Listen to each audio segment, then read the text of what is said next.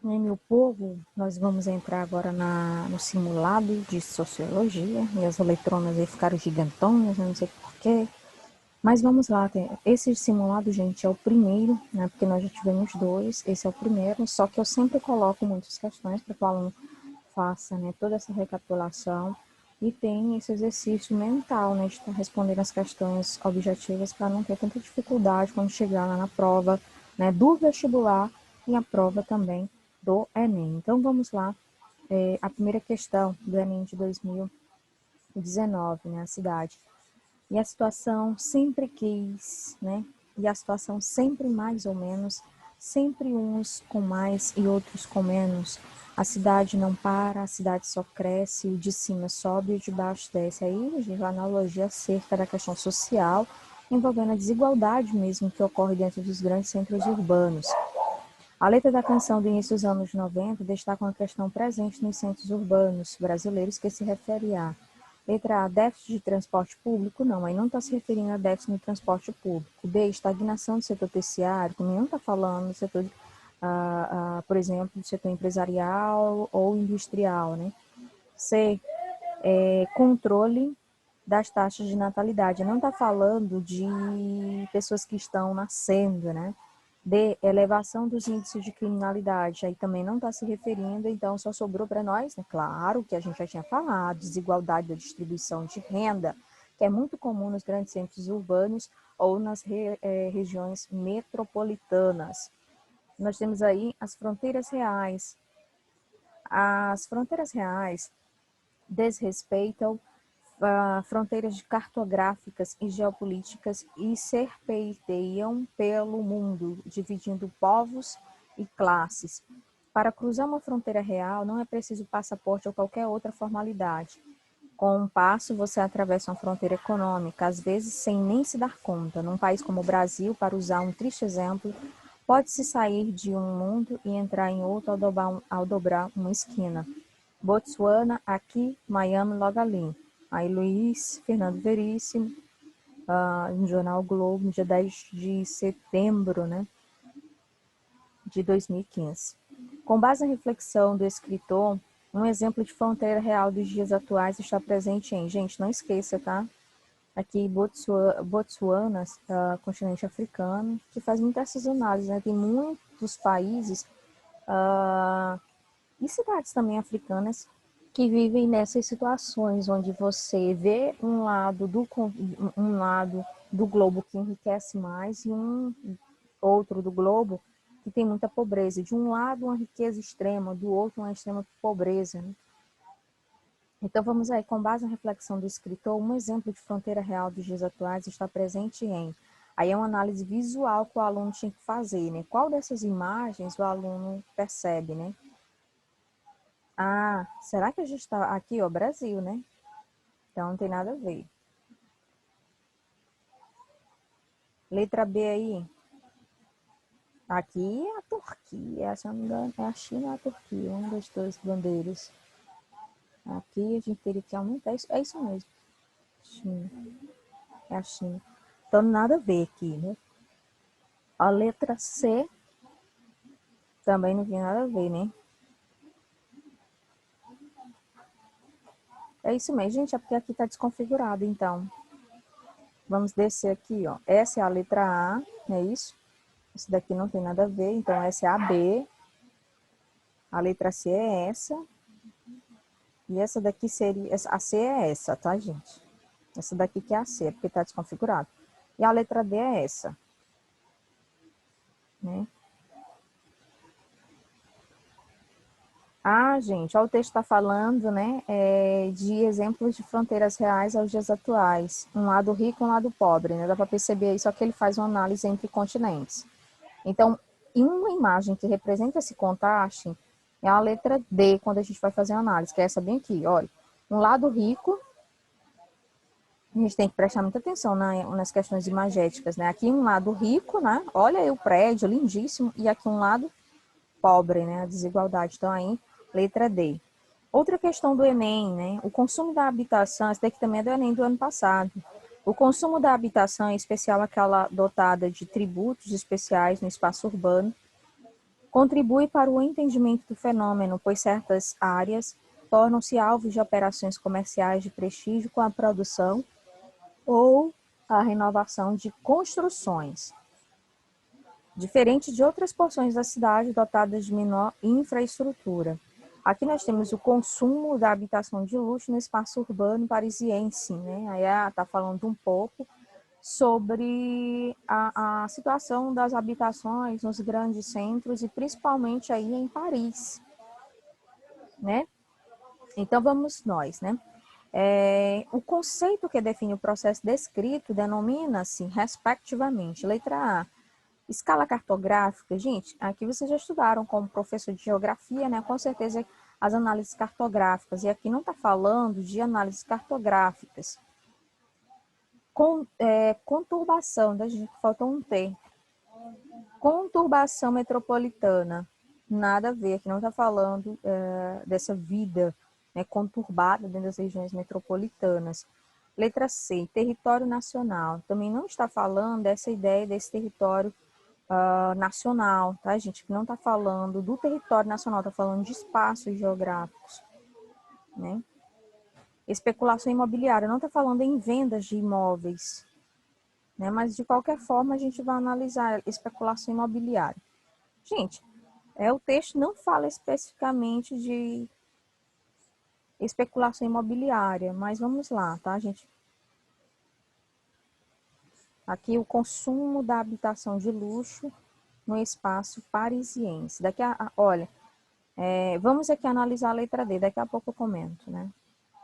Para a gente ver bem que se ela tem alguma coisa a ver. Deixa a D aí em aberto. A C, a B e a A não são. Paisagem natural. Gente, se essa não porque aqui é paisagem natural, né? Então a gente vai analisar, né? Especulação imobiliária. Por que seria especulação imobiliária? Porque além da gente analisar, né? Vamos aqui agora, a gente vai analisar mesmo, tá? De fato. O consumo da habitação, em especial aquela dotada de atributos especiais no espaço urbano, contribui para o entendimento do fenômeno, pois certas áreas tornaram-se alvos de operações comerciais de prestígio, com a produção ou renovação de construções, diferentes de outras porções da cidade dotadas de menor infraestrutura. E aí, né, o Santos está falando do consumo da habitação de luxo no espaço urbano. Gente, aí aqui mais está se referindo, né, porque aqui é consumo da habitação. Se é consumo da habitação, automaticamente está falando do setor imobiliário, né? Aí o que fica muito assim, às vezes, em aresta é porque está falando de especulação, né? Mas o texto ele trata muito da questão imobiliária. E como as outras não são corretas, né? Se eu fosse o dono da questão, né, tivesse feito essa questão, eu não colocaria a palavra especulação, né? Eu substituiria por outra palavra. Então a letra que está correta aí é a letra D. Aí a gente entra aí na quarta questão, né? Quarta questão tem essa imagem. Veracidade. Também do Enem, do ano passado, né? Então vamos lá. Fala-se aqui de uma arte criada nas ruas e para as ruas, marcadas antes de tudo pela vida cotidiana, seus conflitos e suas possibilidades, que poderiam envolver técnicas, agentes e temas que não fossem encontrados nas instituições mais tradicionais e formais. Aí, ó, Valverde, né, os limites da inversão, a heterotipia do Beco do Batman. Gente, Beco do Batman, o aluno tá sabendo, né? Mesmo aqueles que nunca foram, né? Mas o Beco do Batman é muito famoso. Ele fica em São Paulo, né? Então, vamos lá, tá? Beco do Batman. Não esqueçam jamais, tá? A manifestação artística expressa na imagem, não esqueçam, de novo, tá, gente? Beco do Batman, São Paulo, onde tem a maior, tem um grande acervo, se não me engano, o maior do Brasil, na questão de grafites, né? A manifestação artística expressa na imagem apresentada no texto integra um movimento contemporâneo de, vamos analisar a imagem. Veracidade, né? Você analisa essa imagem. Então, vamos lá. Letra A, regulação das relações sociais. Não, aí não remonta isso. A apropriação dos espaços públicos. Olha, a apropriação dos espaços públicos, a gente já deixa aqui em aberto. Por que que a gente deixa em aberto? Porque a gente não tem como ter certeza que esse espaço é 100% público. Porque eu, por exemplo, eu conheço por matérias, eu nunca fui lá, né? E também nunca pesquisei, mas de qualquer forma, deixa aí a letra B em aberto. Porque para a gente responder, a gente teria que saber, né, se de fato ele é algo 100% público, né? Então, deixa aqui ele em aberto. Aí a imagem, quando a gente tem aí a letra C, padronização das culturas urbanas, aí não está padronizando, principalmente porque a arte do grafite, ela não é um padrão, ela não segue um padrão. Muitos grafiteiros, eles grafitam e a forma como eles grafitam não necessariamente é igual uns aos outros, né? São diferentes as técnicas utilizadas. Letra D, valorização dos formalismos estéticos. Não, a gente está falando de formalismos estéticos, né? Lá também não está falando que para fazer uma arte dessa, você tem que ter determinadas, você tem que ser formalístico, né? Ter todo aqueles, para quem trabalha com arte, né? Ter todos aqueles nome toques, né? Ter toda aquela questão do requinte, apreço pelas coisas pequenas, né? O detalhe. Então, assim, formalismos estéticos, não. Essas artes urbanas, elas não seguem uma padronização, né? Não seguem aqueles elementos estéticos 100%. Então, não tem esse formalismo todo, né? Letra E, revitalização dos patrimônios históricos. Gente, poderia até ser revitalização também dos patrimônios históricos, desde que esse beco fosse histórico. Até onde eu sei, ele não é histórico, né? Até onde eu sei, não, ele não é histórico. Ele não é histórico. Então, o que sobrou para nós foi isso aqui, né? A letra B, apropriação dos espaços públicos. Então, fica subentendido que o beco do Batman fica num ambiente aí público, né? A gente tem que ir pela ideia, né, de estar excluindo determinadas letras, né? Então, a apropriação dos espaços públicos. Por que que a gente tem que ir por eliminação? Porque aqui está muito ligado ao campo da arte, à história da arte, né? Aqui, o aluno viu em artes, né? Quinta questão. Texto para a próxima questão. Leia o texto e observe o mapa para responder as questões a seguir. Nem existia Brasil no começo dessa história, existiam o Peru e o México. No contexto pré-colombiano, mas Argentina, Brasil, Chile, Estados Unidos, Canadá, não. No que seria o Brasil? Havia gente no norte, no Rio, depois no sul, mas toda essa gente tinha pouca relação entre si até meados do século XVIII. E aí a questão da navegação marítima. Torna-se importante aprender bem história marítima, que é ligada à geografia. Essa compreensão me deu muita liberdade para ver as relações que Rio, Pernambuco e Bahia tinham em Luanda. Luanda, novamente aí um país aí africano. Depois, a Bahia tem muito mais relação com o antigo Daomé, hoje Benin, outro, né, fazia parte na época do reino de Benin, né, na costa da Mina, a África também. Isso formava um todo, mas muito mais do que o Brasil ou a América Portuguesa. Nunca os missionários entraram na briga para saber se o africano havia sido ilegalmente escravizado ou não, mas a escravidão indígena foi embargada pelos missionários desde o começo. E isso também é um pouco interesse dos negreiros, ou seja, que a escravidão africana predomina. A escravidão tem dois processos. O primeiro é a despersonalização e o segundo é a dessocialização. Essa questão é qual? Tenho que analisar aqui. É a quinta. Quinta questão. Então, vamos analisar, gente, o mapa. A preocupação agora é um mapa. Preste atenção, quando a gente for analisar, por exemplo, a gente lê isso aqui, né? Beleza, está falando um pouco sobre a questão histórica desses países e a questão das navegações e como se deu o processo, muitas vezes, né, escravista. E também a questão dos padres jesuítas, né, que enfatizaram junto às coroas portuguesa e espanhola que, por exemplo, não mais escravizasse os nativos, dando praticamente a subentender de que, como essa coroa precisaria da substituição dessa mão de obra, começasse a pensar na questão da escravidão, né? E aí a gente tem um mapa, né, para você avaliar, nós avaliarmos juntos, né? Aqui a gente está falando da África, olha a Costa da Mina, vinha direto, né? Aqui Luanda, Bengala. A gente tem mais ou menos de onde partiam e onde chegavam.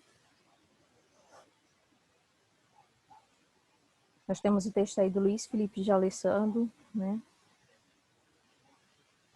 o observador do Brasil no Atlântico Sul. Vamos aí, quinta questão tem que ser, você tem que responder baseado aí nesse texto. A despersonalização e a dessocialização dos escravizados podem ser associadas respectivamente. Letra A. Ao fato de que os escravos eram identificados por números marcados a ferro e a interdição do contato entre os cativos e seus senhores. A interdição do contato entre os cativos e seus senhores. Eles não tinham contato? Tinham, gente. Era um contato indireto, mas tinha contato sim. Letra B. A noção do escravo como mercadoria e ao fato de que os africanos eram extraídos de sua comunidade de origem. Aqui, gente, a gente deixa uma observação, tá? Quando eu falo observação, a letra pode estar 100% certa diante das análises. Ela não está errada, ela pode estar certa, porque eu tenho que ler as outras. Então, vamos analisar as outras. Essa não é, a letra A não é.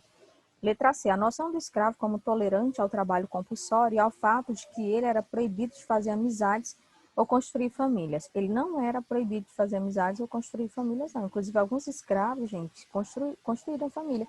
Para os donos deles, era até melhor, porque aí, se um escravo nascesse de outro escravo, era um escravo também do mesmo dono. Então, assim, aumentava a quantidade de escravos dentro daquela senzala. Letra D. Ao fato de que os escravos eram etnologicamente indistintos e a proibição da realização de festas e cultos. Eram indistintos? Não. Indistintos. E a proibição da realização de festas e cultos. Eram etnologicamente indistintos? Não. Distintos, eles tinham diferenças, né? Eram os negros, né? Os escravos vinham de etnias diferentes.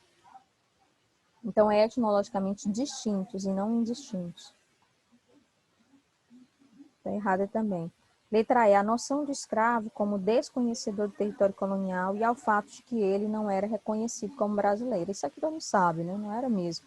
Então, a letra que nós vamos analisar aí mesmo é a letra aí, no caso, letra B, a noção do escravo como mercadoria. Isso aqui todo mundo sabe que o escravo era visto como mercadoria e ao fato de que os africanos eram extraídos da sua comunidade de origem, sem nem explicação. Simplesmente retiravam eles e pronto, acabava. Ali era como se eles fossem nada misturado com coisa nenhuma. Sexta questão. Considere o seguinte certo. O estudo objetivo e sistemático da sociedade e dos comportamentos humanos é um desenvolvimento relativamente recente, cujos primórdios datam de fins do século XVIII. Um desenvolvimento-chave foi o uso da ciência para compreender o mundo. A ascensão de uma abordagem científica ocasionou uma mudança radical na perspectiva e na compreensão. Uma após a outra, as explicações tradicionais e baseadas na religião foram suplantadas por tentativas de conhecimento racionais e críticas. O cenário que dá origem à sociologia foi a série de mudanças radicais introduzidas pelas duas grandes revoluções da Europa, dos séculos XVIII e XIX. A ruptura com os modos de vida tradicionais desafiou os pensadores a desenvolver uma compreensão tanto do mundo social como do natural. Os pioneiros da sociologia foram acompanhados pelos acontecimentos que cesseavam essas revoluções e tentaram compreender sua emergência e consequências potenciais. Aí o Anthony Giddens, no livro de Sociologia. Quais são as revoluções a que Anthony Giddens faz referência? Gente, as revoluções que ele faz referência em torno ainda das revoluções sociais que trouxeram grandes impactos para as sociedades, vamos lá. A Revolução Russa e a Revolução Chinesa. Gente, não seria essa porque a Revolução Russa teve até um impacto, mas a Revolução Chinesa ela não trouxe de todo coisas positivas, não. A Rússia houve uma unidade em torno da Revolução, né? Já a chinesa, ela foi um pouco mais fechada, então a gente não pode, quando a gente fala dessas revoluções, a letra A está errada. Letra B aí, Revolução dos Cravos e a Revolução Francesa. Não, gente, a gente não está falando dessas revoluções. E olha que aqui a gente está... Por que a letra A também não está correta, né? Porque nós estamos falando da Europa, né? Duas revoluções da Europa. Então, quando a gente fala Revolução Russa, a gente está falando da Europa, beleza, mas a chinesa é a Ásia. Então, Revolução dos Cravos, né? Também não é, e nem Revolução Francesa. Vamos aí, letra C, Revolução Industrial e Revolução Inglesa também não representam essas questões aqui da Europa do século XVIII e XIX, tá, gente? Preste atenção aí nos séculos. Revolução Francesa Revolução Francesa, sim, né? Que é século XVIII, tá, gente? Revolução Francesa, sim. A Revolução dos Cravos, a letra B não é por causa da Revolução dos Cravos. A Revolução Francesa está correta, século XVIII. E a Revolução Industrial também, tá, gente? Ela é do século XVIII. Então, assim, as duas do século XVIII e do século XIX, porque elas ultrapassam a barreira do tempo, principalmente a Revolução Industrial. Então, a letra correta é a letra D. Revolução Proletária, a Revolução Proletária e a Revolução Socialista de 1917 na Rússia, a Revolução Comunista, a revolução que ocorre, né, na China. Então, é a letra D, tá? Então, vamos aí à sétima questão. Leia a letra da canção Até Quando Esperar, da banda de punk rock brasileira Playboy Heights, lançada no ano de 1986 e que integra o disco O Concreto Já Rachou. Olha aí, o concreto já rachou. Vamos rachar concreto, viu, gente? Vamos aí, mas é a interpretação, né? Sétima questão. Até quando esperar não é nossa culpa? Nascemos já com uma bênção, mas isso não é desculpa. Pela má distribuição, com tanta riqueza por aí, onde é que está? Cadê sua fração? Até quando esperar? E quando a esmola que nos damos sem perceber que aquele afortunado parecia ter sido você? Até quando esperar?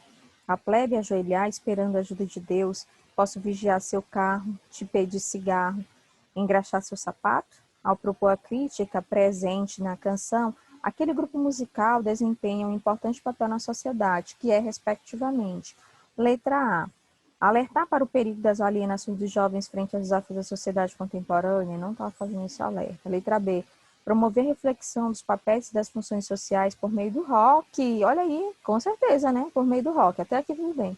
Um movimento cultural e social surgido no século XX que está associado à juventude do mundo ocidental. A letra B aí já está, né? A gente deixa uma observação, já está correta. Então, vamos à letra C. Converter jovens para o mundo do trabalho, focando sua preparação com estudo e educação, já que a instrução pode ser decisiva para mudar a sua situação social. Nada a ver. D. Difundir a ideia de luta pelo retorno à democracia no Brasil, já que a canção lançada em 1986 criticava o modelo político praticado no país durante os anos 70 e 80. Aí não está difundindo uma ideia de luta, especificamente aí democracia do Brasil, não está errado. Letra E, refletir sobre o papel desempenhado pela religiosidade que combinava com a alienação pela alienação medieval, tá, gente? Ainda bem que eu estou vendo aqui os refletir sobre o papel desempenhado pela religiosidade que combinava com a alienação medieval, que tudo deveria ser realizado a partir do desejo de Deus, propondo um contraponto aos dogmas presentes na sociedade brasileira. Então, aqui, gente, a sétima questão, a letra é a B. E aí, meus amores, a gente vai ficando por aqui, o restante aí eu boto o gabarito e vocês vão estudando, né, tirando as dúvidas para as próximas aulas, tá bom? Um abraço!